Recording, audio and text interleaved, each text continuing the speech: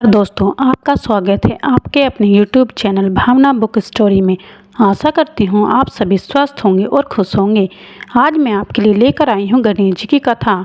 आप कोई भी तीज त्योहार व्रत करते हों, किसी भी भगवान देवी देवता की पूजा करते हों और कथा सुनते हैं तो उसके साथ ही एक और कथा कही जाती है, वह है गणेश जी भगवान की कथा। आप जब भी व्रत करें, कोई भी कथा सुने, साथ में गणेश जी भगवान की कथा भी सुने। गणेश जी विघ्न विनाशक व शीघ्र प्रसन्न होने वाले देवता हैं। अगर कोई सच्चे मन से गणेश जी भगवान की वंदना करता है तो गौरी नंदन पुत्र प्रसन्न होकर उसे आशीर्वाद प्रदान करते हैं। वैसे भी गणेश जी जिस स्थान पर निवास करते हैं, उनकी दोनों पत्नियां रिद्धि तथा सिद्धि भी उनके साथ रहती है और दोनों पुत्र शुभ व लाभ का आगमन भी गणेश जी के साथ ही होता है। तो शुरू करते हैं गणेश जी भगवान की कथा। काफ़ी समय पहले की बात है। एक गांव में एक अंधी बुढ़िया रहती थी। वह गणेश जी की परम भक्त थी।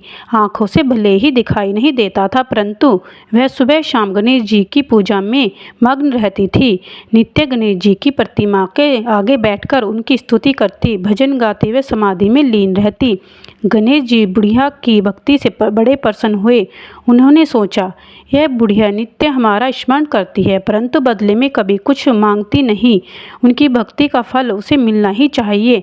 ऐसा सोचकर गणेश जी एक दिन बुढ़िया के सम्मुख प्रकट हुए तथा बोले, माई, तुम हमारी सच्ची भक्त हो। जिस श्रद्धा व विश्वास से हमारा स्मरण करती हो, हम उससे प्रसन्न हैं। अतः तुम जो वरदान चाहो हमसे मांग सकती हो।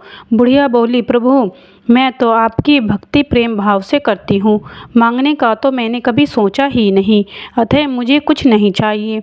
गणेश जी पुनः बोले, हम वरदान देने के लिए आए हैं। बुढ़िया बोली, हे सर्वेश्वर, मुझे मांगना तो नहीं आता। अगर आप कहें तो मैं कल मांग लूँ, तब तक मैं अपने बेटे व बहू से भी सलाह मशवरा कर लूँगी। गणेश जी कल आने का वादा करके वापस लौट गए। बुढ़िया का एक पुत्र व बहू थे। बुढ़िया ने सारी बात उन्हें बतलाकर सलाह मांगी। बेटा बोला, माँ, गणेश जी से ढेर सारा पैसा मांग लो, हमारी गरीबी दूर हो जाएगी, सब सुख चैन से रहेंगे। बुढ़िया की बहू बोली, नहीं, आप एक सुंदर पोते का वरदान मांगे, वंश को आगे बढ़ाने वाला भी तो कोई चाहिए। बुढ़िया बेटे और बहू की बातें सुनकर असमंजस में पड़ गई। उसने सोचा, यह दोनों तो अपने अपने मतलब की बातें कर रहे हैं। बुढ़िया ने पड़ोसियों से सलाह लेने का मन बनाया।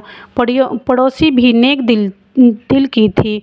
उसने बुढ़िया को समझाया कि तुम्हारी सारी जिंदगी दुखों में कटी है, अब जो थोड़ा जीवन बचा है वह तो सुख से व्यतीत हो जाए।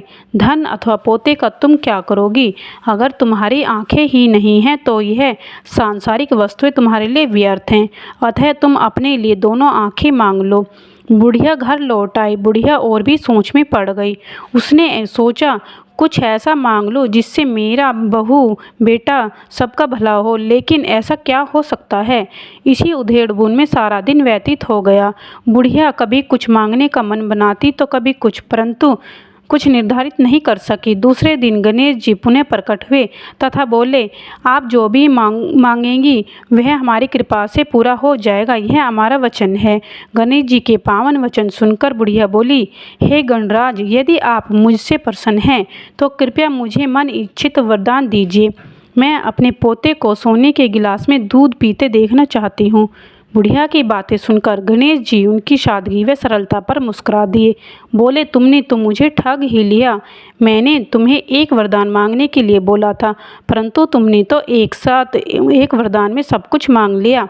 तुमने अपने लिए लंबी उम्र तथा दोनों आंखें मांग ली हैं। बेटे के लिए धन व बहू के लिए पोता भी मांग लिया। पोता होगा, ढेर सारा पैसा होगा, तभी तो वह सोने के गिलास में दूध पिएगा। पोते को देखने के लिए तुम जिंदा रहोगी, तभी तो देख पाओगी। अब देखने के लिए दो आंखें भी देनी ही पड़ेंगी। फिर भी वह बोले, जो तुमने मांगा वह सब सत्य होगा। यूँ कहकर गणेश जी अंतर्ध्यान हो गए। कुछ समय बाद गणेश जी की कृपा से बुढ़िया के घर पोता हुआ। बेटे का कारोबार चल निकला और बुढ़िया की आंखों की रोशनी वापस लौट आई। बुढ़िया अपने परिवार सहित सुखपूर्वक जीवन व्यतीत करने लगी। जय श्री गणेश जी भगवान की। जैसी कृपा बुढ़िया अम्मा पर की, तो गणेश जी भगवान आप सभी पर भी करें। तो दोस्तों, कैसी लगी आज की कथा?